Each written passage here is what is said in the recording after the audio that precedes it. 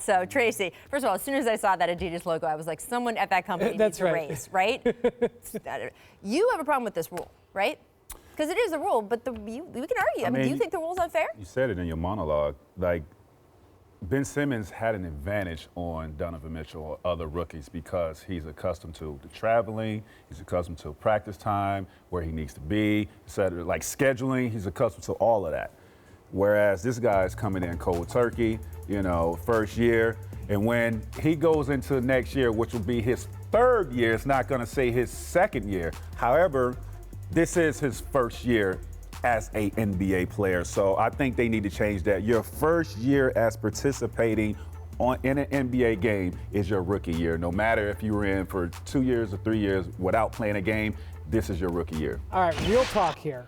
The NBA isn't changing anything because they love this. They love that there comes the debate about the Rookie of the Year award. They love that there's a debate that Rachel keeps bringing up about the MVP award. They're not going to change it because they're already victorious, because this is something that we're talking about. But I will say this.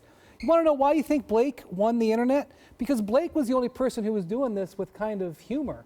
The one thing I don't like about this is there's edge. Like, you think I think they're in on it. Oh, no. I don't think so at all. I think Ben is taking direct shots absolutely at Spider Mitchell. And by the way, I don't like that look, even though I think Ben Simmons is rookie year. 2 weeks ago, I was on the show and I said I was leaning towards Mitchell. Yes. Because Ben Simmons got the year. But Ben Simmons has been so great over the last 2 weeks. Why does it count against him? It doesn't count against him. I'm just saying my ballot is in and I voted for Ben Simmons. Ooh, your ballot's in. But I don't think about that later. I don't think it's a good look for Ben Simmons to be downplaying Donovan Mitchell. Donovan has been sensational this year. I mean, I actually think it should be co-rookie of the year because of what he's up against in the Western Conference. He doesn't have another all-star on his team. He's the leading scorer for this team as a rookie. Gobert is, he's good. I was going to say, he's got a guy that a lot of people are going to vote Defensive Player of the Year and a guy a lot of people are going to vote Coach of the Year. I just don't want to pretend he's doing nothing. But I also don't like the idea that... But you have a rookie leading these guys. I agree. In a deep Western Conference, the Wild Wild West out there, and they're in the fourth spot right now. Third. Like that, he has a great case to be Rookie of the Year as well, and that's why I think they deserve to be co-Rookie of the Year. I'm not saying a bad word about either one of them. Right, and I do absolutely agree with that. And it is so strange, right, that if you do say, okay, look, it's called Most Valuable Player or Rookie, you have to pick, right? You eventually have to pick, because they don't let you vote for co. You have to vote for one. It's strange that we've gotten to the point that if you do make a decision and vote for one, you're automatically, ripping on the other guy. Donovan's been great. Do you think the Sixers can make the playoffs without Ben Simmons and have Joel Embiid in the lineup and everybody else? They can make the playoffs in the East? But again, this is a... No, just... Yes. Do you think they will make the playoffs in the West without...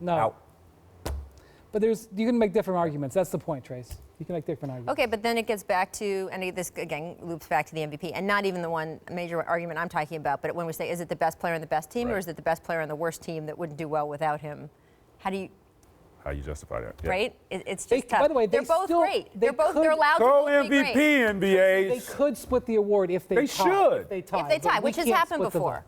But that means it just has to be with the numbers and the votes. You vote 1, 2, 3. Each guy gets different points based off whether he gets a first, second, or third place votes. If the points end up equal, and that has happened before. But it's unlikely. They will be co, but that's tough to do. They're both really, really good, and one can be better without the other one not being trash. Right. Right? And by the way, last year, just amazing because Joel Embiid. Anyway, we're going to get by that.